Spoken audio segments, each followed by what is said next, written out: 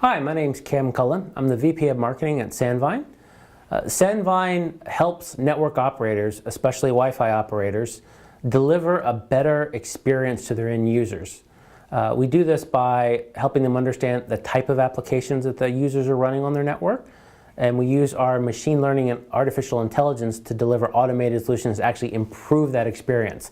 So if the network is congested, for example, we know why it's congested and what the best way to fix that is to give a better experience to the end user.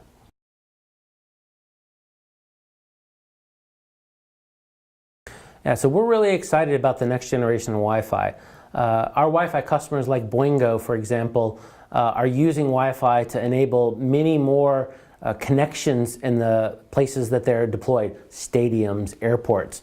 And with next generation Wi-Fi services, they'll be able to address a far larger use case scenario where it's not just consumers, it's the Internet of Things, the machine-to-machine devices that are out there, electric meters, traffic cameras, in an event, the video cameras, and being able to make sure with what Sandvine provides to be able to prioritize the traffic properly, ensure that all of the users on the network get a good experience, and most importantly, help Boingo identify what's happening on that network and what opportunities for services they should be offering to those subscribers, or in some cases what they do to the venue operators.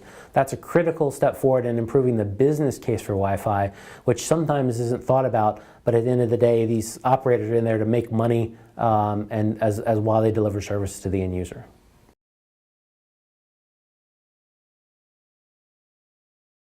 Yeah, so obviously when you have many different devices and many different types of devices connecting, there's always a security risk. Having a particular IoT device get taken over by a hack or a worm or a virus, as it may be, makes your network vulnerable because it can affect the rest of your infrastructure. If one device is attacked, like a phone, for example, you can certainly minimize that damage pretty easily. But if you have 100 cameras on your network and suddenly they all go rogue, that becomes more challenging. As the operator, you need to identify what has gone wrong, what types of devices are affected, and how I can actually mitigate that on my network to reduce that risk. So I think that's certainly a very big issue for the next generation Wi-Fi. I also think that the expectations of users are growing on a daily basis. Think of a concert or a sporting event at a stadium where everyone wants to try and live Instagram, stream their video from their devices. And most of the networks out there today were not built to upload traffic quite as much as they were to download. So there are new strains that are being placed on that, and the expectations of users when you tell them you're getting the best next-gen Wi-Fi experience, you need to meet that expectation to keep your customers happy.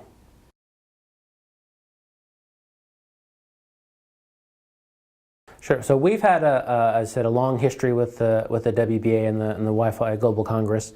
For us, it's important because we tend to focus our marketing efforts on a very small target audience. I'm not doing general marketing.